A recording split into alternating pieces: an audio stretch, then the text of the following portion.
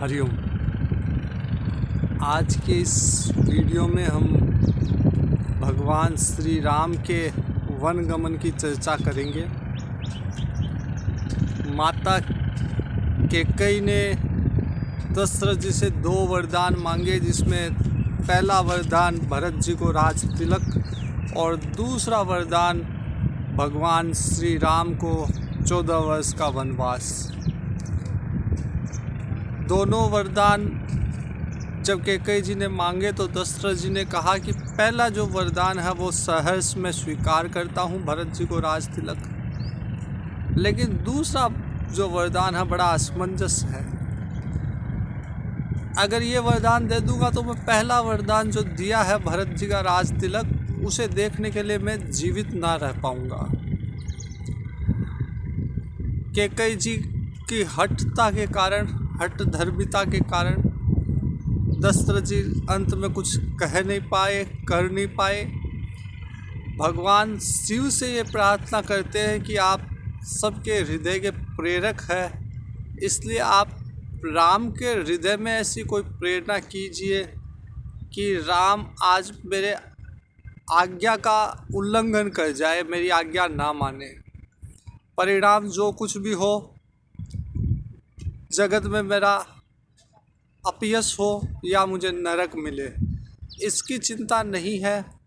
लेकिन जो दुख भगवान राम के वनगमन से होने वाला है या भगवान राम के वियोग से होने वाला है, उस दुख को सहन करने में मैं समर्थ नहीं होऊंगा। कैकेयी जी को कहते हैं कि आपने यदि किसी गुस्से में, मजाक में अगर कहा है, किसी भी तरह से अगर आप दूसरे वरदान को टाल सको तो टाल दीजिए। कैकेयी जी नहीं मानती। रात भर राजा दशरथ जी सो नहीं पाते। सुबह जैसे ही उठते हैं, क्योंकि राम जी का तिलक होने वाला है, इसलिए दशरथ जी के द्वार पे, महल के आंगन में तरह तरह के वाद्य यंत्र, तरह तरह की वेद धुनी, मंगल गान होने लग रहे हैं। लेकिन दशरथ जी को ये कुछ सुहाता नहीं है, अच्छा नहीं लगता, क्योंकि राजा का स्वभाव था प्रातः जल्दी उठने का। उस दिन आए नहीं बाहर, तो लोगों को बड़ी चिंता हुई। सुमंत्र जी को भेजा गया। सुमंत्र जी अंदर गए तो इशारे से उन्हें दासियों द्वारा बताया गया कि दशरथ जी कैकेयी जी के महल में हैं। अंदर जब दशरथ जी को ज़मीन पे सोते हुए बेहाल देखा तो सुमंत्र जी को लगा कुछ न कुछ षड्यंत्र हुआ है। पूछा तो माता कैकेयी ने कहा कि मुझे पता नहीं, जगदीश ही जाने, भगवान ही जाने क्या कारण रहा राजा जी के इस हाल का। लेकिन बार बार राम का स्मरण कर रहे हैं, तो आप राम को ले आइए, उसके बाद आप दोनों आके पूछिएगा। सुमंत्र जी जाते हैं। राम जी आदर सत्कार करते हैं सुमंत्र जी का, और सुमंत्र जी उन्हें जिस हाल में थे राम जी, उसी हाल में लेके आते हैं। रास्ते में लोग पूछते हैं, सुमंत्र जी उनका समाधान करते हैं। लेकिन जब राम को बेहाल जाते हुए, दौड़ते हुए देखते हैं दशरथ जी के महल की तरफ, तो पूरे नगर में ये चर्चा का विषय हो जाता है कि ज़रूर कुछ न कुछ षड्यंत्र महल में चल रहा है। राम जी जाते हैं। राम जी स्वभाव से बड़े सरल स्वभाव के हैं। जाके पूछते हैं तो माता कैकेयी कहती है और कोई कारण नहीं है राजा जी के बेहाल होने का, एक ही कारण है कि उनका आपके प्रति मोह है। तो मैंने जो वचन जो इन्होंने दे रखे थे वो मैंने मांगे, और ये मोह बस अब दे नहीं पा रहे आपके मोह के कारण। तो इनकी दिक्कत ये है कि अगर वचन पूरे नहीं करेंगे तो इनको अपयश होगा, अपकीर्ति होगी, और करेंगे तो आपका मोह है। तो इसलिए अब ये जो राजा जी की दुविधा है, तो उसका मूल कारण आपका मोह है इनसे। राम जी ने कहा, माता ये तो कोई बड़ी बात नहीं है, ये तो अगर मैं वन में जाऊंगा, वहाँ अनेकों ऋषि मुनियों से मिलूंगा, राजा मेरे पिता का वचन पूरा होगा, आपकी सम्मति है। और सबसे बड़ी बात, मेरे छोटे भाई भरत को राज्य मिलेगा, राजा बनेगा मेरा भाई। इससे ये लगता है विधाता ने ये सारी खुशियाँ मुझे एक साथ दे दी। माता कैकेयी जो है कठोरता से उन्हें सब कुछ बताती है और दशरथ जी बेहाल है। तो राम जी फिर कहते हैं कि मैं अपनी माँ की कौशल्या जी की आज्ञा लेके आता हूँ और फिर मैं आपका आशीर्वाद लेके वनगमन करूँगा। राम जी माता के महल में, कौशल्या जी के महल में जाते हैं। कौशल्या जी जैसे ही राम जी को देखती है कहती है कि अरे तैयार नहीं हुआ इतनी जल्दी, आज तेरे को राज तिलक मिलना है, कुछ जल्दी से नहा ले, कुछ थोड़ा बहुत खा ले, फिर तेरे को राजा जो है राज तिलक देंगे आज। भगवान कहते हैं कि पिताजी ने मुझे वन का राज्य दिया है माँ।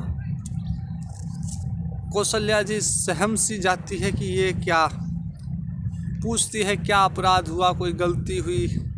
सुमंत्र जी का बेटा था, वो सारी बातें बताता है। माँ ये सोचती है कि अगर मैं राम जी को अगर रोकूंगी तो पिता की आज्ञा का तो उल्लंघन होगा ही होगा, भाइयों में विरोध हो जाएगा। इसलिए, और कौशल्या जी को उस समय में भरत जी उतने ही प्रिय लग रहे थे जितने कि राम जी। तो कौशल्या जी ने कहा कि राम, अगर केवल पिता की आज्ञा होती तो क्योंकि मैं माँ हूँ, मैं पिता की आज्ञा को रोक देती, मेरी आज्ञा पिता की आज्ञा से बड़ी होती। लेकिन यहाँ तो पिता माँ, क्योंकि कैकेयी भी माँ है तो दोनों की सम्मति है, इसलिए हर तरह से वन ही तेरे लिए कल्याणकारी है।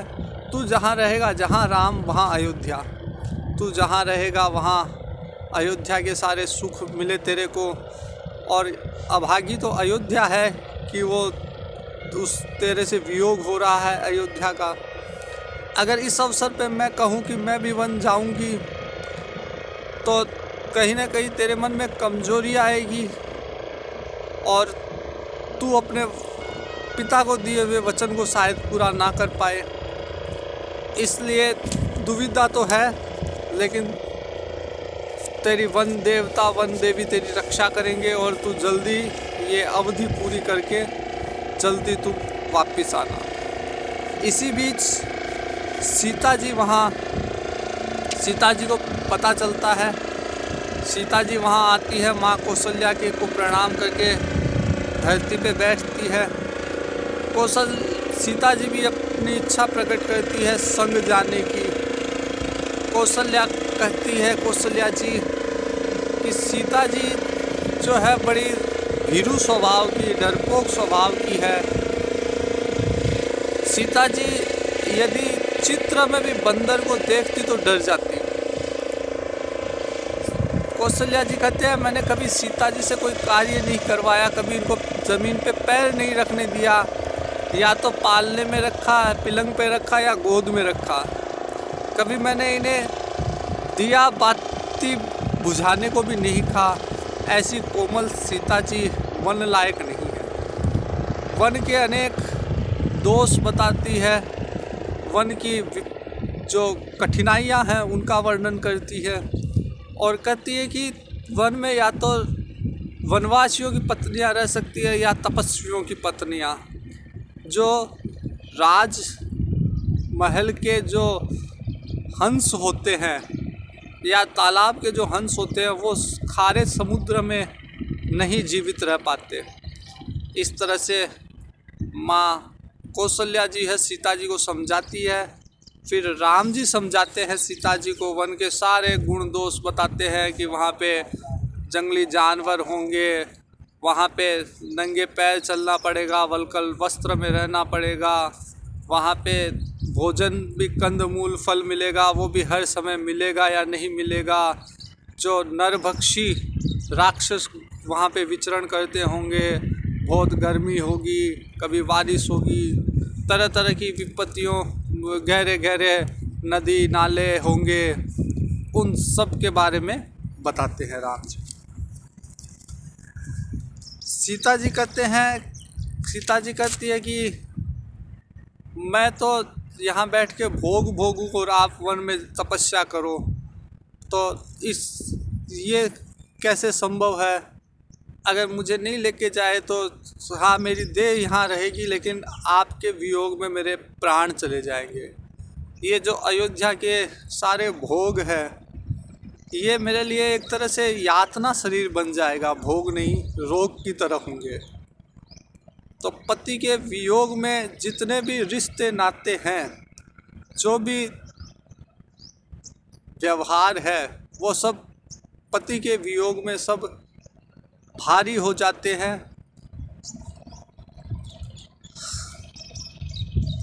तो अब आप जो आज्ञा देंगे वो करूँगी, लेकिन आपके वियोग में ये प्राण नहीं रह पाएंगे, देह भले ही रह जाए। तो जब सीता जी ने इस तरह की बात कही तो राम जी भी समझ गए कि शायद सीता जी को अगर छोड़ जाऊंगा तो सीता जी जीवित नहीं रहेगी। इसलिए राम जी अंत में कहते हैं, सीता जी को भी चलने के लिए तैयार करते हैं।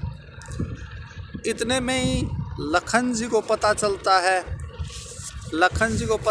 है राम जी वन में जा रहे हैं। लखन जी का भी बड़ा बेहाल होते हैं कि क्या पता, मुझे असमंजस में रहते हैं, ले जाएंगे नहीं ले जाएंगे, मेरे इतने पुण्य है या नहीं है।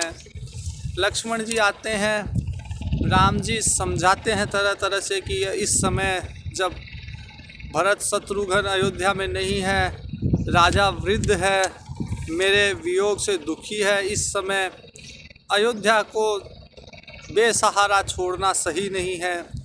वह राजा नरक में जाता है जो अपनी प्रजा को दुखी अवस्था में छोड़ देता है। इसलिए लक्ष्मण जी आपको अयोध्या में रहना चाहिए, माता पिता का ध्यान रखना चाहिए, अयोध्या वासियों का ध्यान रखना चाहिए, गुरुजनों का ध्यान रखना चाहिए। लक्ष्मण जी कहते हैं ये जो सारी धर्म की बातें हैं वो उनके लिए काम की है जिन्हें कोई कीर्ति चाहिए, कोई गति चाहिए, कोई विभूति चाहिए। भगवान मैं तो आपके चरणों का सेवक हूँ, शिशु हूँ, तो ये वेद उपनिषदों की बातें, ये धर्मों की बातें, ये मेरे समझ में नहीं आएगी, ये इसका मुझसे कोई वास्ता भी नहीं है। मेरा तो सरल सा एक ही धर्म है, आपके चरणों की सेवा। राम जी को लगा कि लक्ष्मण जी भी शायद मेरे बिना नहीं रह पाएंगे, तो लक्ष्मण जी से कहते हैं कि आप माँ से विदा लेके आइए। लखन जी सुमित्रा जी के पास जाते हैं, माता जी के पास, और माता जी को जाके सारा वर्णन बताते हैं। माता जी एक बार तो सहम जाती है, उनको लगता है कि उस पापिनी ने अयोध्या के फलते फूलते वृक्ष पे कुघात किया है, लेकिन संभल के फिर कहती है कि लखन शायद तेरे पुण्य से ही राम जी वन में जा रहे हैं, और कोई हेतु नहीं है राम जी के वन में जाने का। तेरे को सेवा का अवसर देने के लिए ही राम जी वन जा रहे हैं। इसलिए जहाँ राम जी है, जहाँ सीता जी है, वही तेरे लिए अयोध्या है। तेरा एक ही धर्म है और मेरा यही उपदेश है कि किसी भी तरह भगवान राम अयोध्या में दुख ना पाए, तेरे को सिर्फ यही करना है। और फिर माता सुमित्रा कहती है कि पुत्रवती वही होती है संसार में जिसका बेटा राम का भक्त हो, नहीं तो बाँझ अच्छी, पुत्र ना हो वो अच्छी। इस तरह से माता सुमित्रा जी लक्ष्मण जी को आज्ञा देती है, और लक्ष्मण जी जैसे ही आज्ञा मिलती है तुरंत वहाँ से, कहीं माता का मन ना बदल जाए, रोक ना ले, तुरंत दौड़ के राम जी के पास आते हैं। और राम जी लक्ष्मण जी सीता जी के साथ दशरथ जी के, जो कैकेयी जी के महल में थे दशरथ जी, वहाँ पे आते हैं। राम जी आके प्रणाम करते हैं। सारी गुरु पत्नियाँ, जो कुल की बड़ी महिलाएं थी, वह आती है, कैकेयी जी को समझाती है, नहीं मानती तो कहती अंत में दुख पाएगी। और सीता जी को कहती है कि तेरे को तो वनवास नहीं दिया, तू क्यों वन में जा रही है। दशरथ जी बड़े विह्वल हो जाते हैं और कहते हैं कि सीता जी को बड़े समझाने की कोशिश करते हैं कि कभी यहाँ रहना, कभी अपने मायके रहना, इसी तरह से अगर तू यहाँ रहेगी, मेरे पास रहेगी, तो मुझे बड़ा सहारा मिलेगा। इतने में ही कि जानकी जी जो है कह नहीं पाती कुछ संकोच के कारण। इतने में ही कैकेयी जी तीनों के लिए वलकल वस्त्र ला के सामने रखती है। राम जी उन वस्त्रों को धारण करते हैं। सीता जी लक्ष्मण जी को भी वस्त्र धारण के लिए कहते हैं। वो लोग तीनों वस्त्र धारण करके पिता की आज्ञा लेके बाहर द्वार पे आते हैं। द्वार पे वशिष्ठ जी मिलते हैं। वशिष्ठ जी को प्रणाम करते हैं, विप्रों को बुला के दान देते हैं और वशिष्ठ जी को अपने सेवकों को बुला के गुरु जी को कहते हैं आप इनका ध्यान रखिएगा। उनको सबको कहते हैं कि आप इस तरह का कार्य कीजिएगा जिससे माता पिता गुरु को कोई तकलीफ़ ना हो। और वहाँ से राम जी अयोध्या को प्रणाम करते हुए वन की ओर गमन करते हैं। पीछे से दशरथ जी जो अचेत अवस्था में चले गए थे, राम जी के जाने पे थोड़ा सा जब उनको होश आता है तो सुमंत्र जी को बोलते हैं कि आप जाइए और जाके राम जी को रथ में लेके जाइए, रथ में बैठाइए तीनों को और 4-5 दिन वन घुमा के फिर आप अयोध्या ले आइएगा। राम अपने दृढ़ स्वभाव के कारण यदि ना आए तो सीता जी को अवश्य लाइएगा। और जब सीता जी वन की परिस्थितियों से थोड़ी डरे तो अवसर पाके तब ये मेरा संदेश उन्हें सुनाइएगा और सीता जी को अवश्य लाइएगा, जिससे मैं अवधि भर के लिए जीवित रह सकूं, एक आलम्बन रह सके मेरे पास। सीता जी को कहिएगा कि कभी यहाँ रहेगी, कभी पिता के घर में रहेगी, इसी तरह अवधि कैसे तैसे करेंगे। सुमंत्र जी जाते हैं, राम जी को, लक्ष्मण जी को, सीता जी को रथ में बैठाते हैं। कुछ आगे चलते हैं, इतने में सारे नगरवासी बेहाल होते हैं और नगरवासी राम जी के पीछे पीछे दौड़ते हैं। और राम जी जाके प्रथम दिवस तमसा नदी के तट पे विश्राम करते हैं और सारे के सारे नगरवासी भी वहीं आके विश्राम करते हैं तमसा नदी के तट पे। रात में राम जी सुमंत्र जी को कहते हैं कि सुबह होने से तो सब साथ हो जाएंगे फिर, तो इसलिए रात में ही हम यहाँ से प्रस्थान करें और इस तरह से रथ चलाइएगा ताकि रथ के कोई निशान ना रहे, नगरवासी हमारे पीछे ना आ सके। तो राम जी की आज्ञा प्राप्त कर सुमंत्र जी उसी तरह से वहाँ से रथ चलाते हैं। नगरवासी जब सुबह उठते हैं तो उन्हें बड़ा दुख होता है बिना राम जी को देखे। सब में ये एक हल्ला सा हो जाता है कि राम जी तो चले गए हमें छोड़ के। रथ के निशान खोजते हैं, इधर उधर भागते हैं, रथ के निशान भी नहीं मिलते। तो उन्हें लगता है जैसे किसी वणिक का जहाज़ समुद्र में डूब गया हो। लेकिन फिर प्रलाप करते हैं कि अब प्राण भी नहीं जा रहे, अगर विधाता ने वियोग लिखा है तो इच्छा मृत्यु भी देनी चाहिए थी, लेकिन हमारे प्राण पता नहीं क्यों बने हुए हैं। फिर अयोध्या आते हैं और अयोध्या में भगवान के अवधि के इंतज़ार में तरह तरह के तप करते हैं, तरह तरह के व्रत कर भगवान का इंतज़ार करते हैं कि 14 वर्ष पूर्ण होने पे प्रभु श्री राम पुनः अयोध्या आएंगे, पुनः राम का राज्य स्थापित होगा अयोध्या में। इसी इंतज़ार के साथ अयोध्यावासी भगवान का इंतज़ार करते हैं, तप साधना करते हैं और भगवान आगे फिर सिंगेरपुर प्रस्थान करते हैं। इस तरह भगवान का अयोध्या से वनगमन होता है। कि इस वीडियो में यहीं तक देखते हैं। आगे की वीडियो में आगे की भगवान की वन यात्रा हम देखेंगे। हरिओम।